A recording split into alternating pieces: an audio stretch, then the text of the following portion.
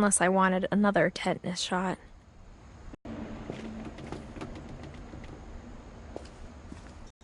Carrying packages. I thought maybe she was hiding presents.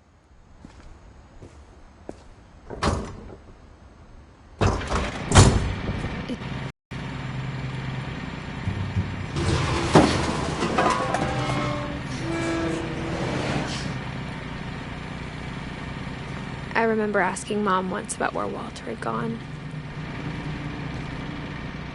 She said after Barbara died, he got as far away as he could.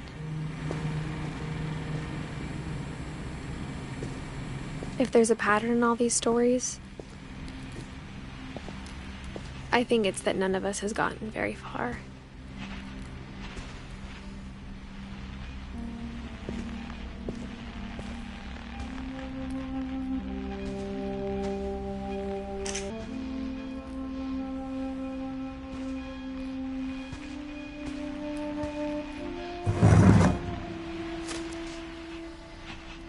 Goodbye, everyone.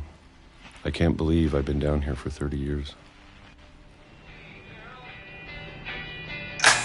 On that first day, after the shaking started, I didn't think I'd survive a week.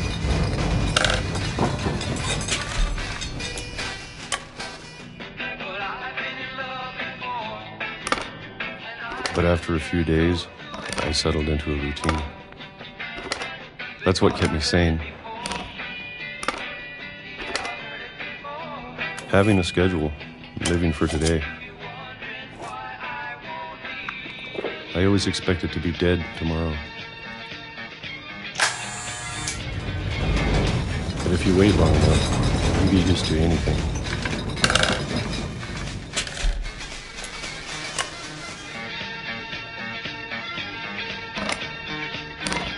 Even a monster on the other side of the door starts to feel normal.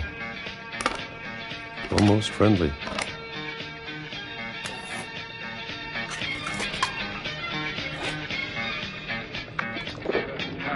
And then one day, everything just stopped. Whatever that thing was, it was gone. Maybe it got tired of waiting. Or maybe I just got tired of being afraid.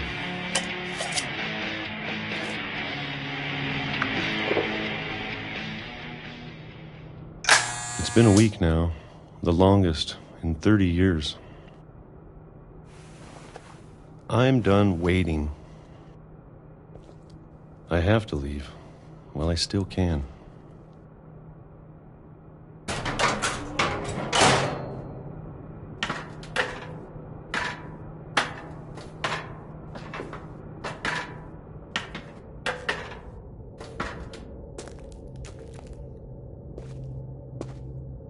I know it's out there, somewhere.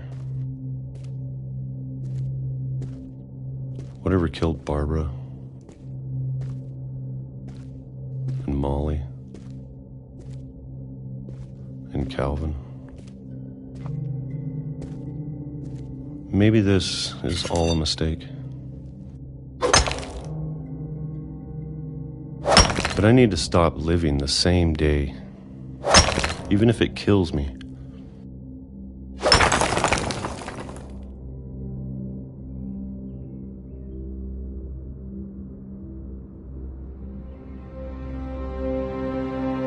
Whatever's out there, I want you to know I'm ready for it. I'm going to appreciate all of it, especially the food. I don't mind if I only have a year left, or a month, or a single week. I'd be happy with one new day. I can already imagine the sun on my face.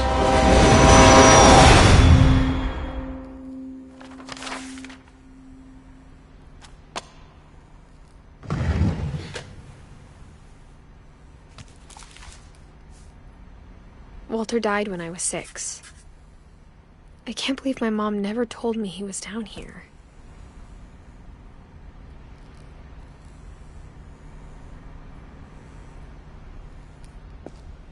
I'm sure my mom was trying to protect me.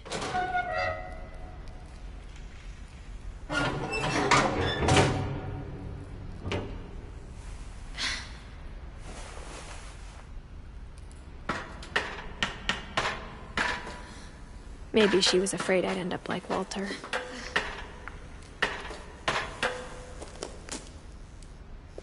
But if she never told me about an uncle under the house, I can only imagine what else she was hiding. I don't want to make the same mistakes she made. Trying to bury something that's still alive.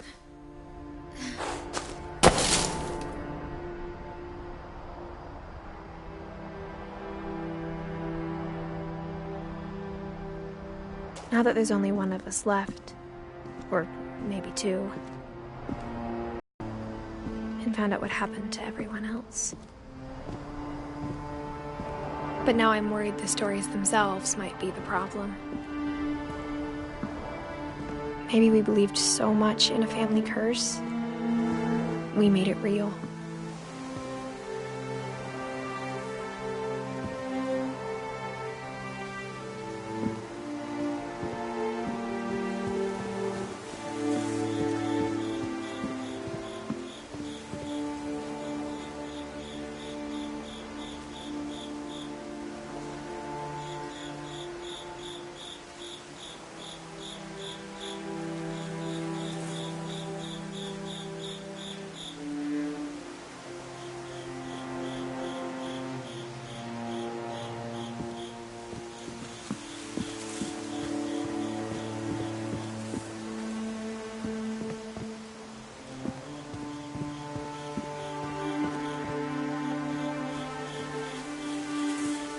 I don't know if I should even be writing this.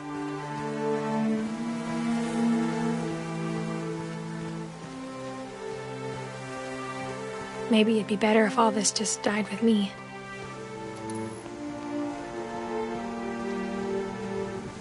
But I thought you should know about your family.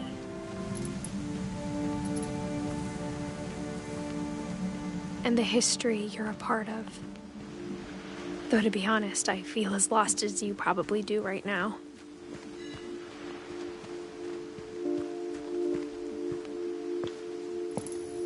I think the people in these stories believed them, for what that's worth.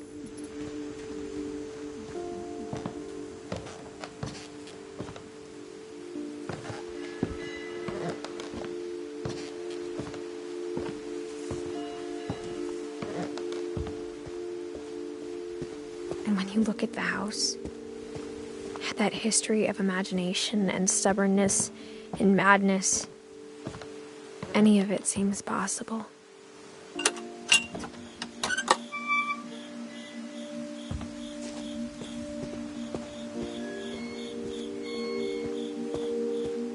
I think we've been surrounded by death for so long, we've just gotten used to it. What kind of family finishes building a cemetery before starting the house?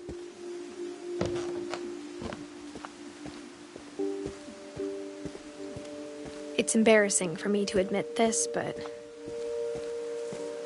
the pet cemetery made me more uncomfortable than the human one. 3 of the gerbils were mine, and 2 had been my fault.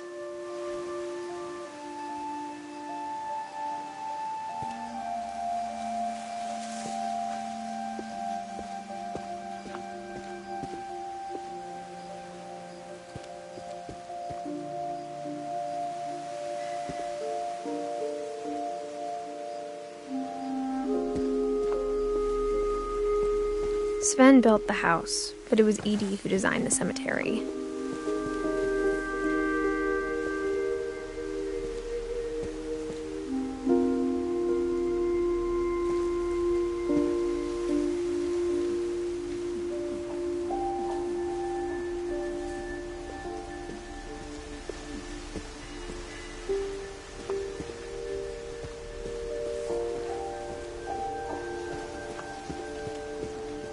I'm sure Odin's monument had been Edie's idea. My mom was always trying to move on, but for Edie, the past never went away.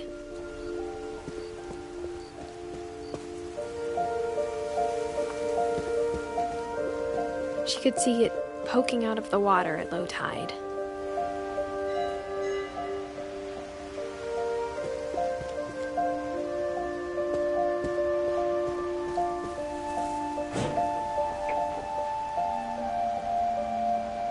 Edie said she dreamed about the old house every night.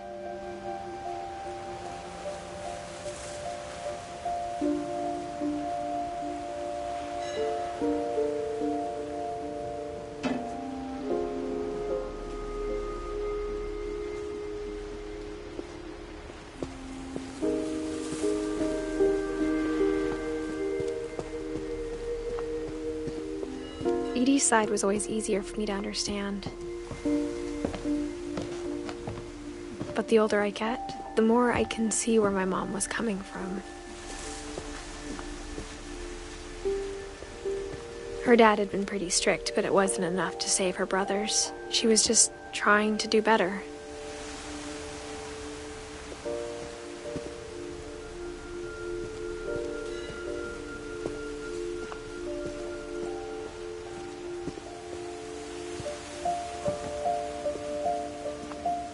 She lost 2 of her brothers, just like I did. I get why she tried so hard to protect us.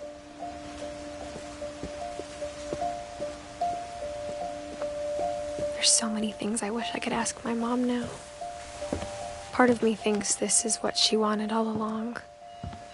For me to come back someday and find everything out for myself.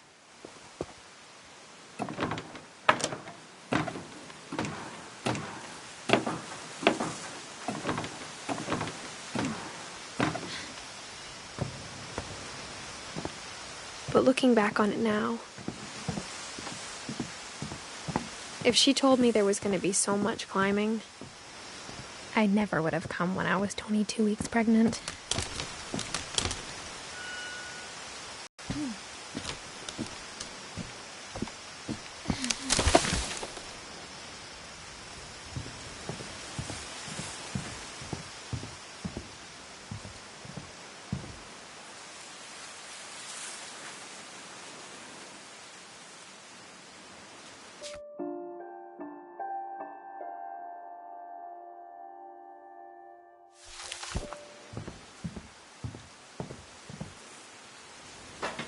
I never met Grandpa Sam, but I think he and my mom had a lot in common.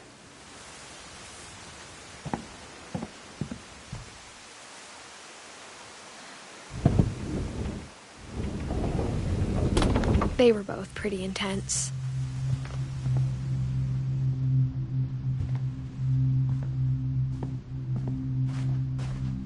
Instead of hiding from death, Sam seemed to go out of his way to meet it.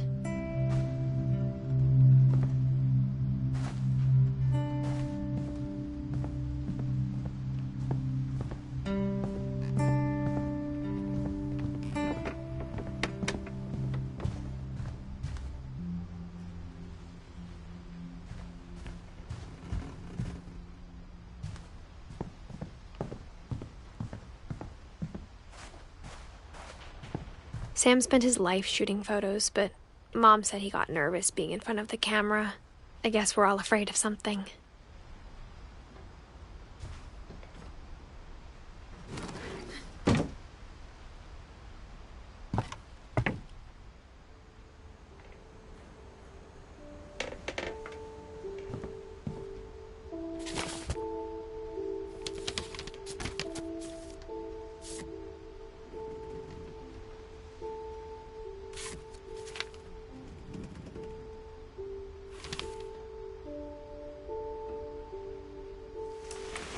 Dawn, I promise, you'll never forget this weekend. Yes, sir. These memories are gonna last a lifetime. Am I gonna have to shoot anything? It's a hunting trip, Dawn. Shooting is strongly encouraged.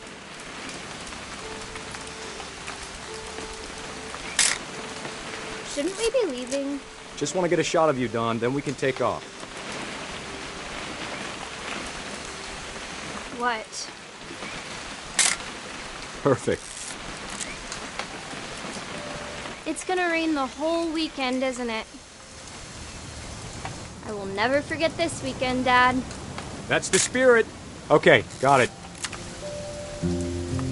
I'm gonna take some pictures, okay? Just be careful. That camera's older than you are.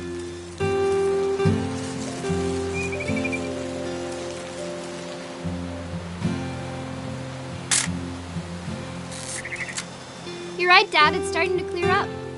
Still freezing, though.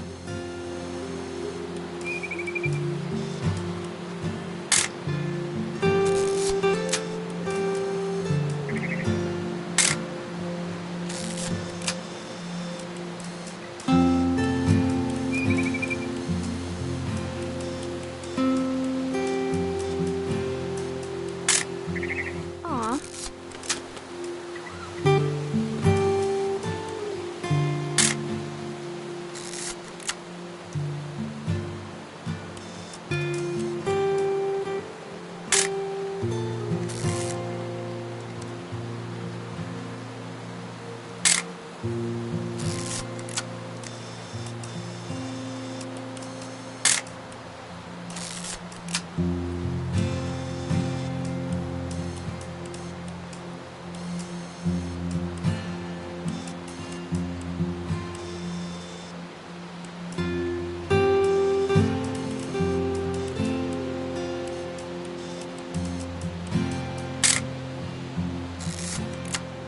Definitely should not have drunk all that coffee.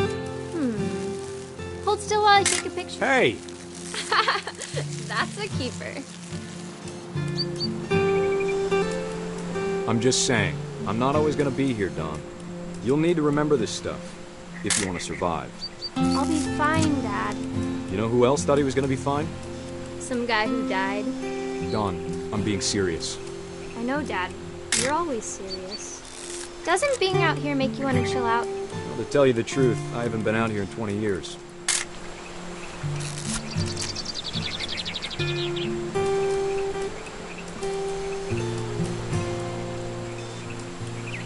Last time I was with my brother Calvin. Man, that was a great trip. Don, don't you think you could find something more interesting to photograph?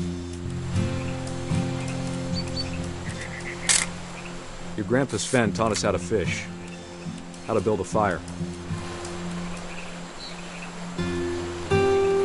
We found an old logging trail. There were deer everywhere. I bet if I could remember where that trail was, we'd spot a buck for you in no time. Give me a minute to check the map.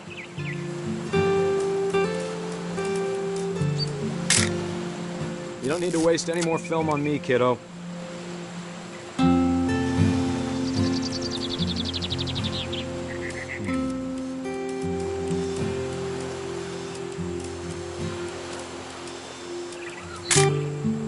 Let's see. Dad! Good eyes, Don. Before you take the shot, let me get a picture of it. Dad, I... Just... Let me get behind you. Do I have to do this? Don, you don't have to do anything. But if you want to survive, you'll need to be strong.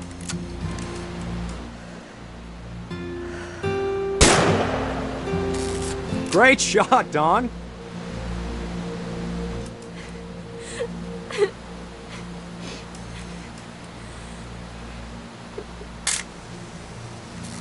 I'm proud of you, Don.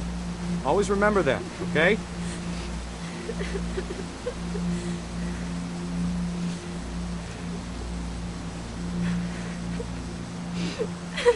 Sorry, Don. Just gotta reset the timer.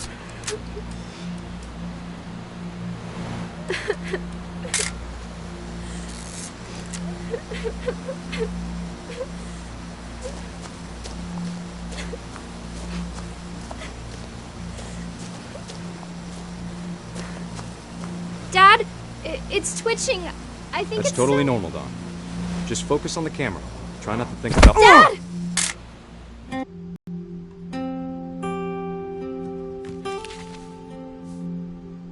Of all these stories, that's the one I wish most that my mom had told me.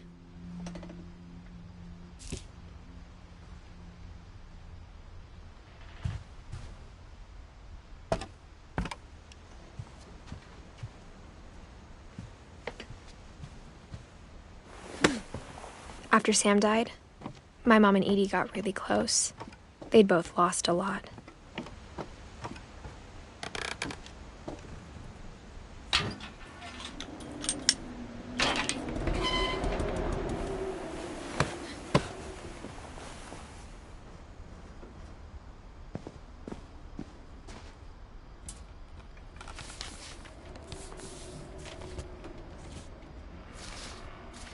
Dear Kay, do you remember the way Gregory used to laugh when he thought he was alone? Like something funny was happening, but only he could see it. I think he saw things the rest of us don't.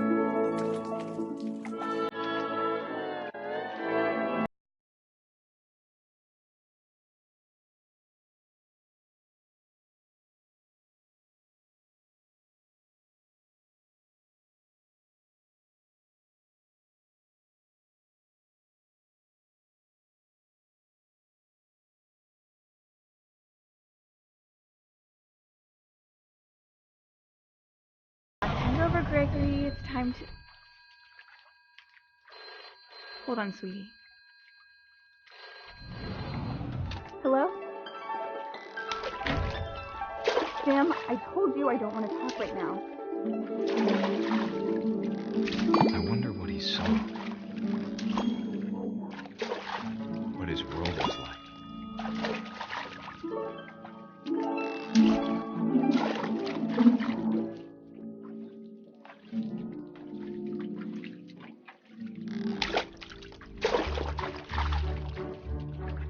He reminded me so much of Calvin.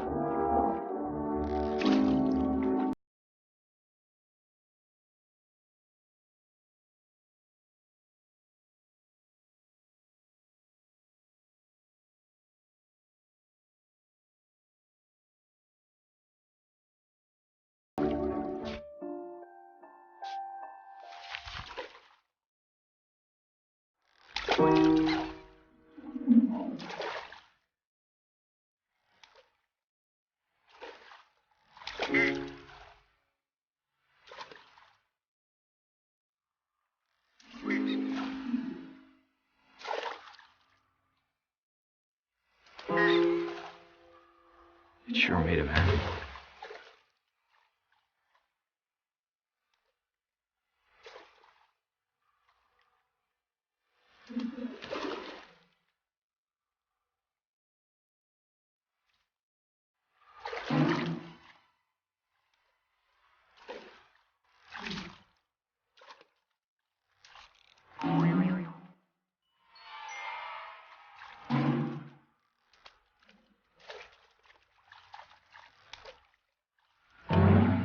I know how silly it sounds.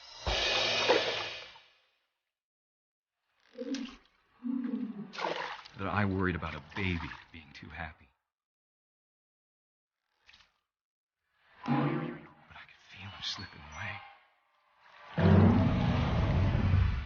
Sorry about that, Gregory. I know you did everything you could. Maybe if I hadn't called that night. Damn it. Hold on, I don't want Gregory to hear this.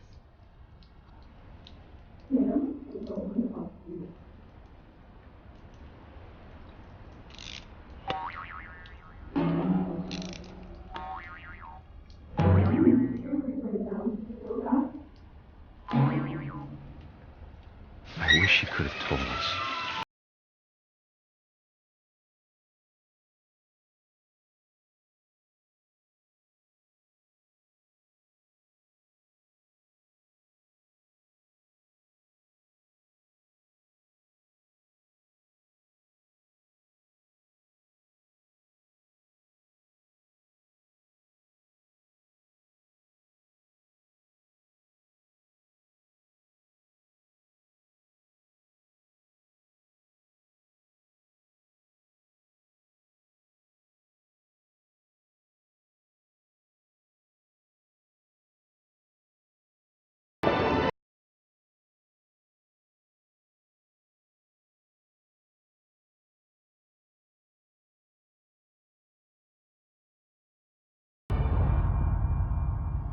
Good luck, Kay.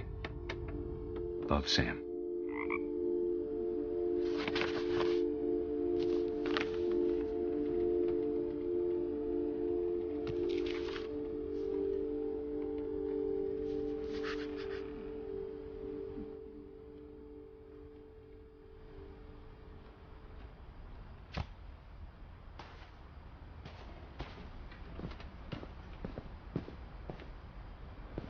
I can't imagine my mom ever writing poetry, and yet... A poem for Gus, who always said the wedding was a bad idea.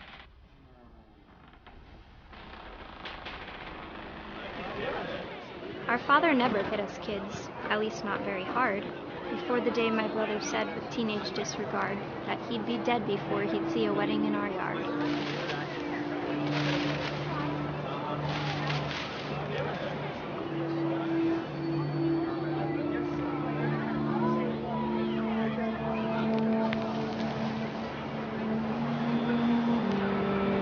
My father made him come, of course, but Gus stood far apart, just flew his kite and bottled up the storm inside his heart.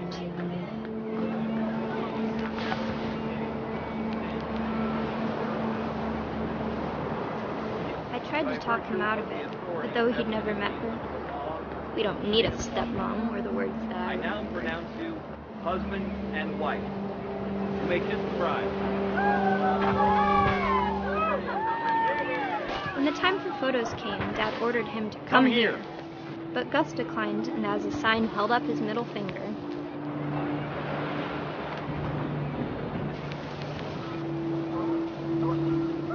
The wind picked up, and panicked geese appeared and quickly went. But all the humans did that day was go inside the tent.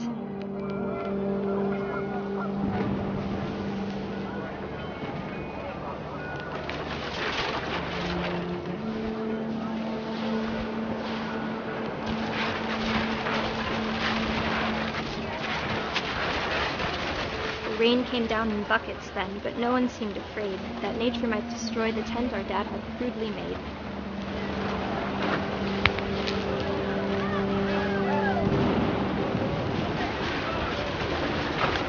The thunder sounded much too close and full of angry power, but all my father said to this was, "Make the music louder."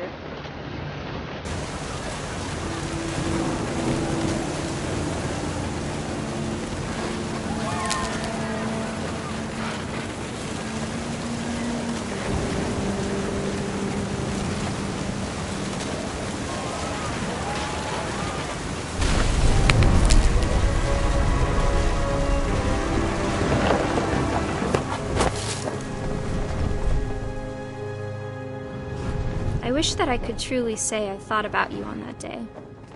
Out there on the beach alone, just you, the wind, the sea, and foam. But I didn't, until we found you.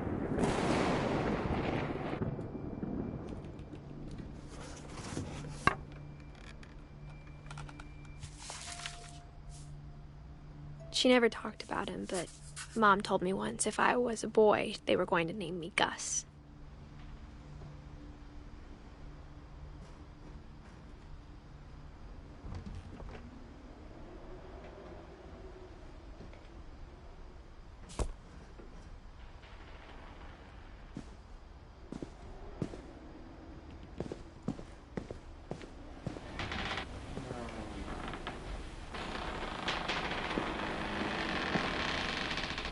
The loft after her brothers died. At the time, it was as far away as she could get.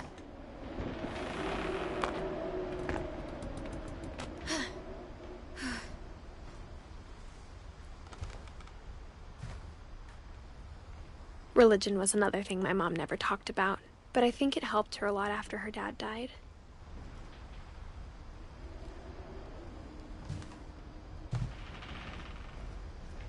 She spent a summer building houses in Calcutta, where she met my dad, Sanjay.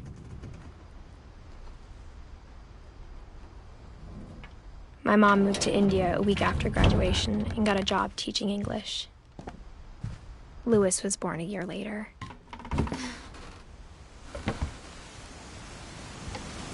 When my dad died, I don't think Mom knew where else to go.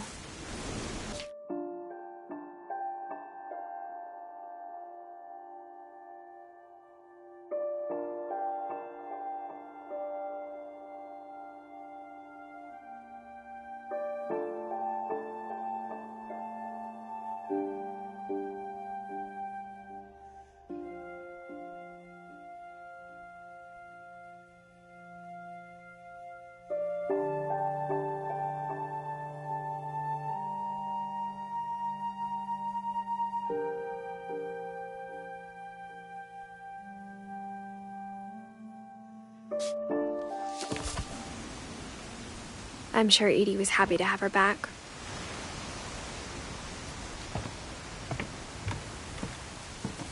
The house had to get a little bigger, but Edie was used to that. And for a while, things were good. Almost normal. But it didn't last. The beginning of the end was Milton's 10th birthday, when Edie gave him a castle. After Milton disappeared, the only thing he left behind was a room full of paintings.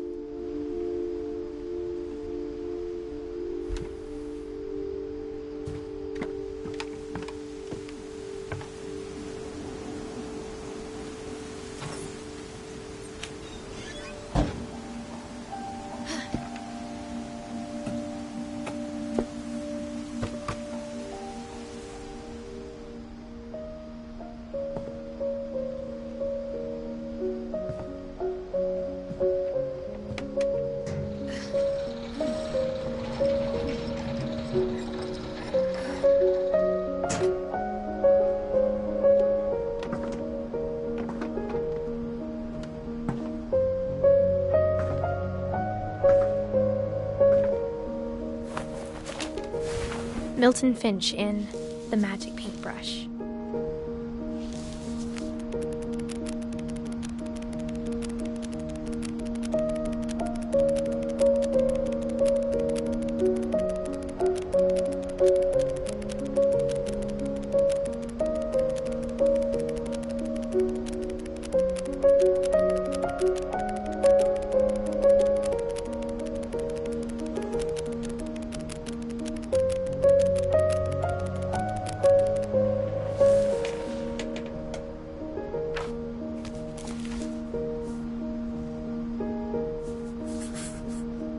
I was 4 when Milton disappeared.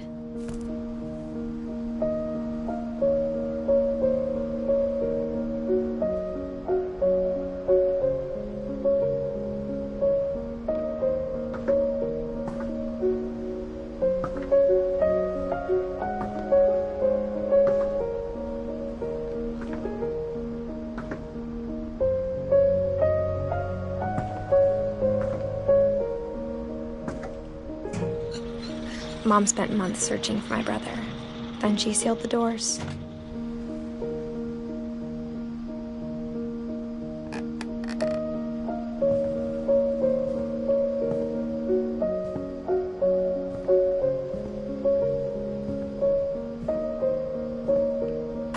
Whatever Milton had found in the house, Mom didn't want it getting out.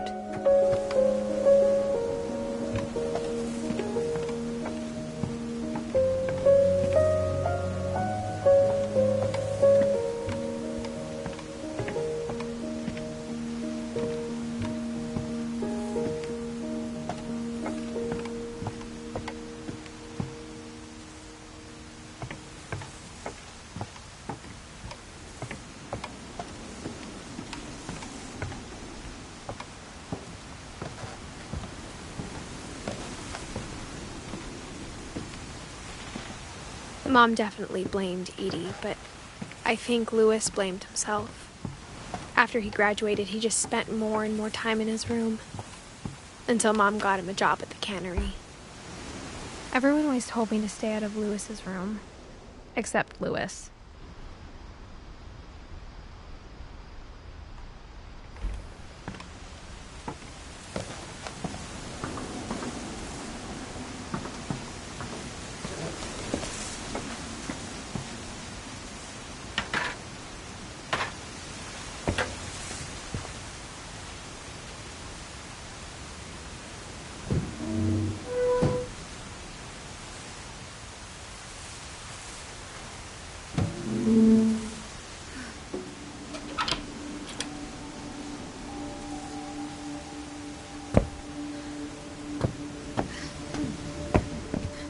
Lewis's room smelled very, very familiar.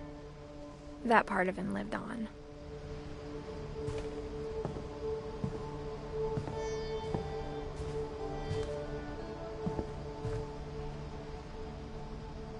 Lewis and I spent a lot of time playing games together, but he was surprisingly bad at them. He died a lot.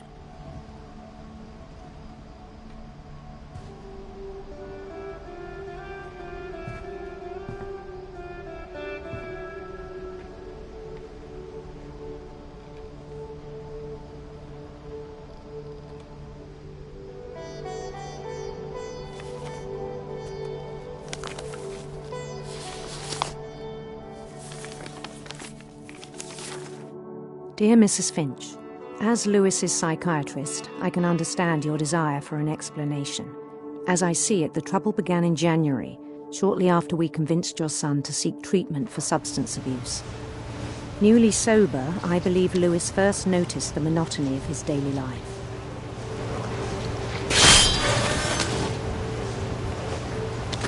He kept working at the cannery, but he withdrew part of himself.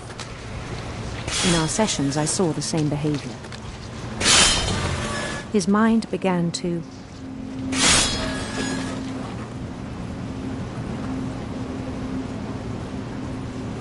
wander. I asked him to describe it. He said he started small, imagining a labyrinth. He'd feel his way about.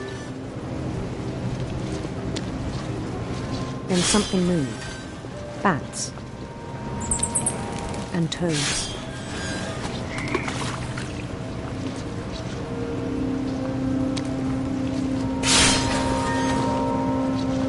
And things that have not names.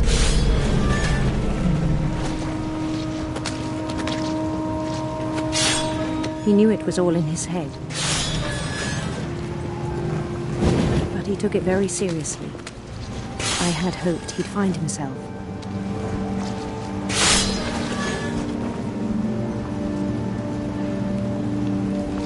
But he found something more. I worried about him then. Daydreaming at the cannery. I spoke with his boss. But he said Lewis had become a model employee. Methodical, tireless, focused. Like a whole new Lewis. So I let him go on.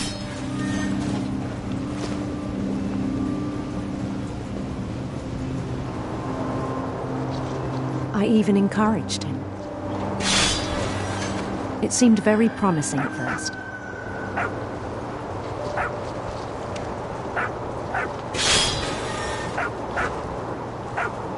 He told me he'd made a new friend.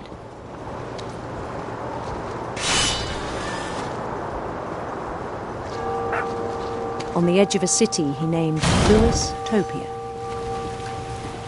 He built the city up slowly, brick by brick.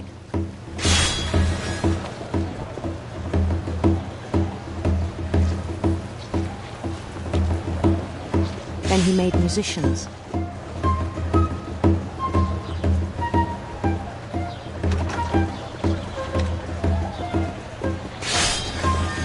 And songs for them to play. He talked about starting a band. And he was always humming something. Every day his imagination grew stronger.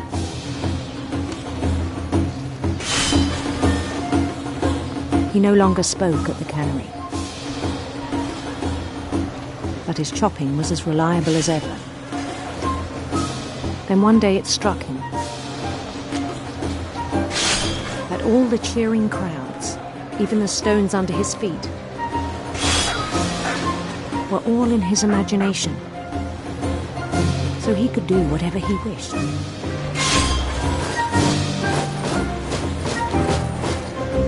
He held an election for mayor. and he won.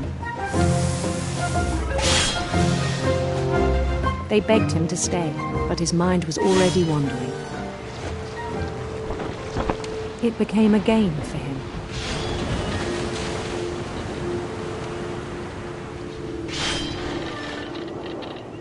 He'd conquer a city, then immediately push on. New Louisville.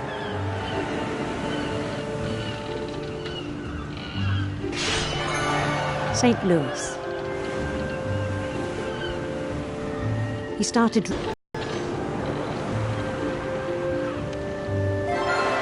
Minneapolis, until one day he forgot to go home from the cannery. Even as his mother pleaded with him, part of Louis kept sailing on.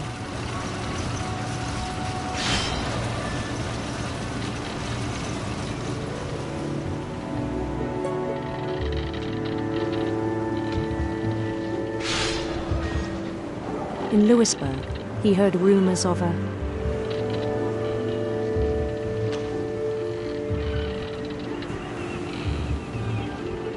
handsome queen.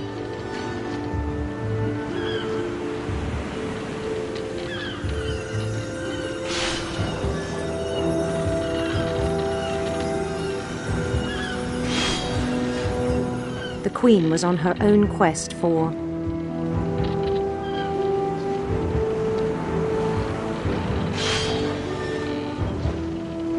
sinister serpents.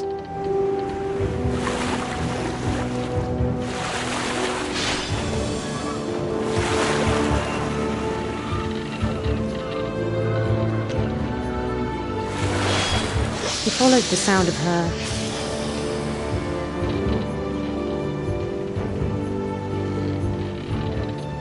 electric sitar.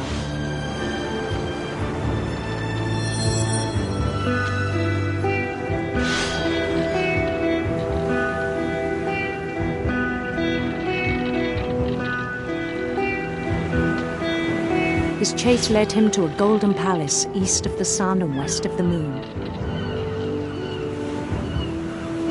Even then, his logic remained sound. He knew the world was all in his imagination.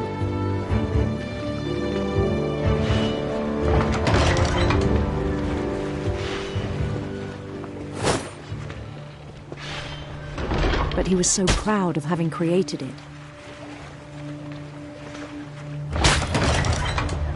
In his own eyes, he'd become something greater than a king.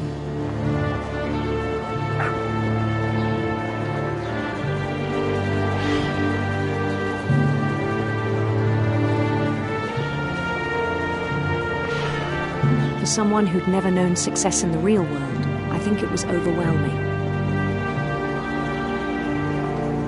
And then it struck him that the real Louis was not the one chopping salmon, but the one climbing the steps of a golden palace.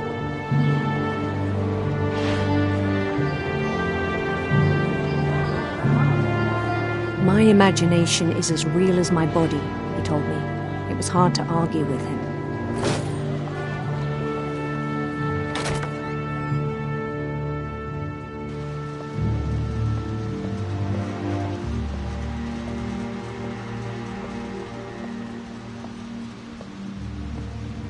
He began to forget the world we know.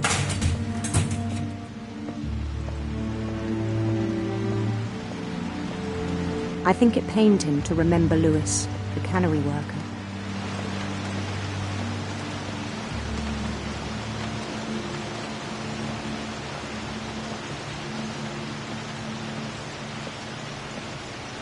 He began to despise the man with a royal contempt.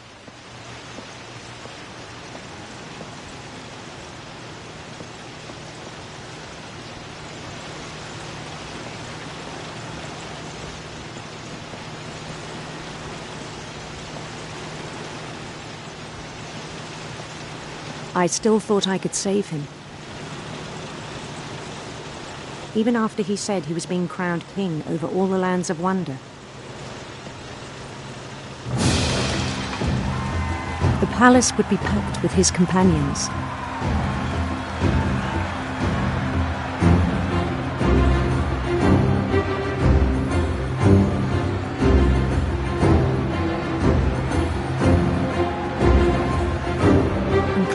wise calico who'd insisted on advising him.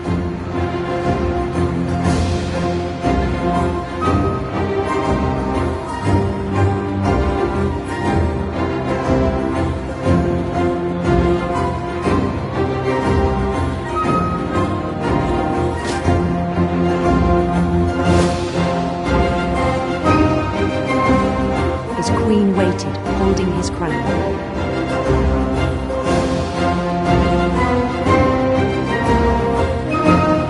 There was only one thing left to do.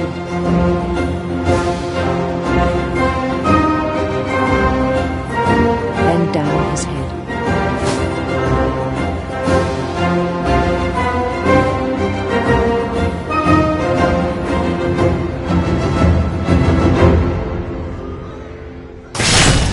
And the rest I think you know.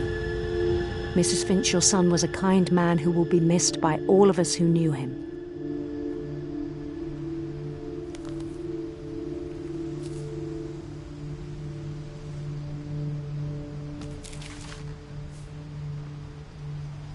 My brother was really cool. I wish you could have met him.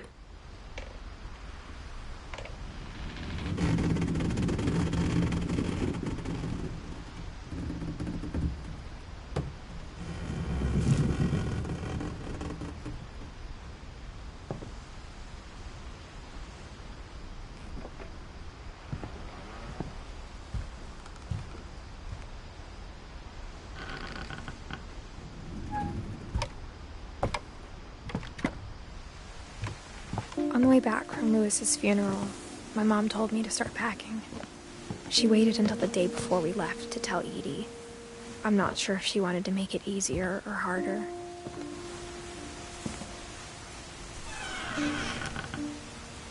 I wish we'd stayed.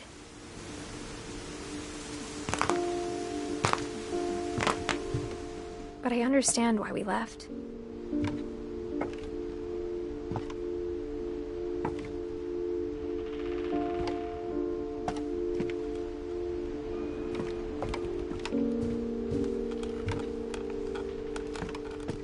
What happened that night had been coming for a long time. Maybe it should have come sooner.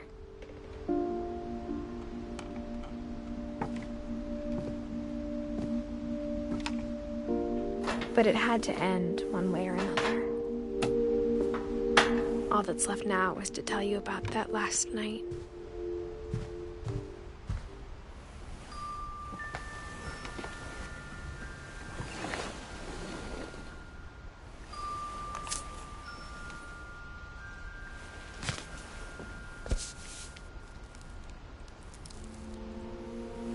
That whole last day, Edie just watched us pack and didn't say a word. Until supper, when she raised her glass and said, "To our final night together, and all our final nights apart." Grandma, you know what I said about alcohol. Some of your medications are very Edith, specific. I left a present for you in the hallway. Why don't you go open it? The grown-ups have to argue now. I'm sorry, you're right. We're all leaving tomorrow. Let's just enjoy our last... I'm not leaving. Edith, you're excused.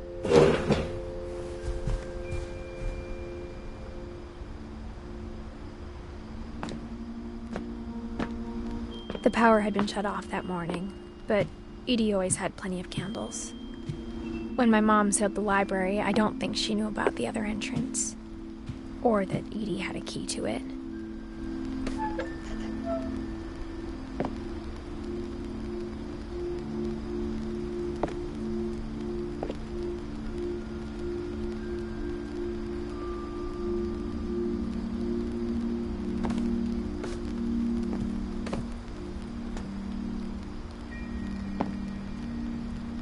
The thing you're afraid of isn't going to end when you leave the house.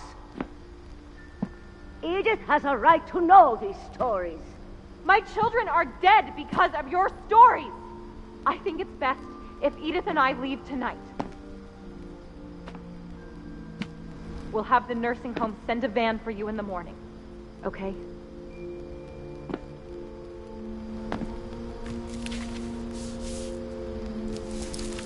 Dear Edith, There's so many stories I wish I could tell you, but there's only time for one. This is about what happened on the night you were born. That night, the tide went way, way out. It was the first and last time I ever saw the old house aground. There'd been an earthquake out in the middle of the ocean. They called it the lowest tide in 1,000 years. God, it smelled awful. You know, I've seen that house every day of my life.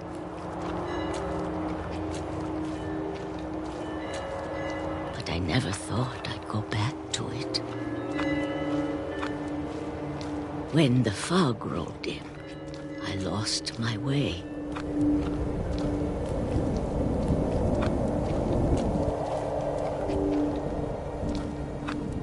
I got turned around.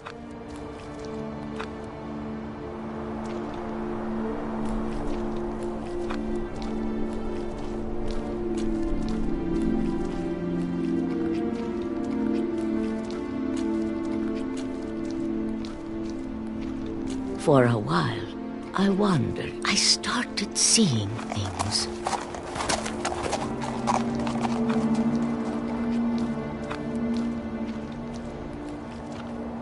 Things I'd forgotten had ever existed.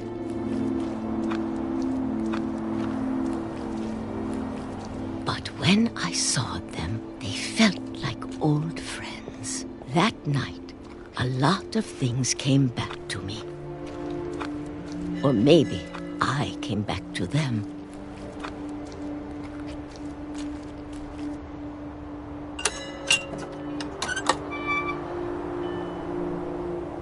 Things I can't explain, but that I need you to try and... Edith, what are you doing in here?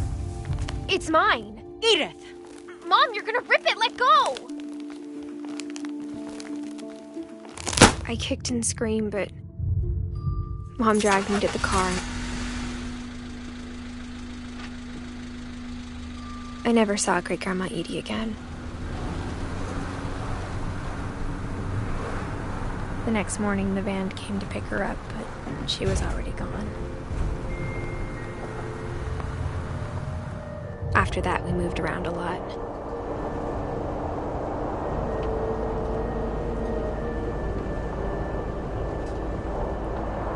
We both tried to make the best of it.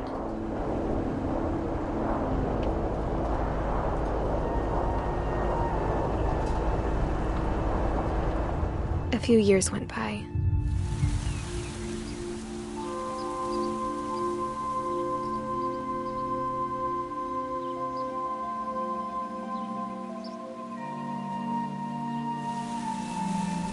My mom didn't like to talk about it. But she started getting sick a lot. The rest happened pretty quickly. She got better for a while, and then she didn't.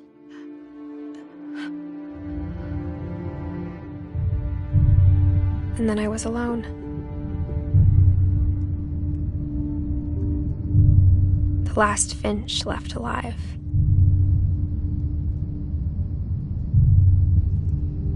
Until I found out about you. I'm still not sure what to tell you about all this. If we lived forever, maybe we'd have time to understand things.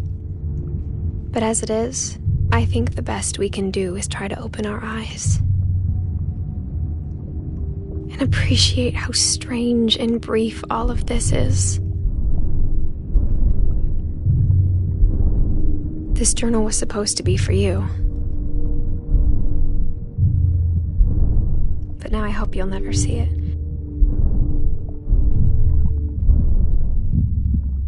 But I guess if you're reading this now, things didn't work out that way.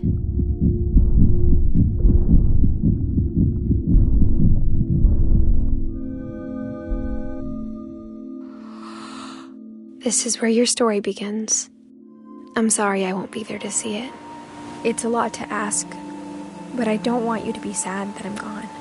I want you to be amazed that any of us ever had a chance to be here at all. Good luck.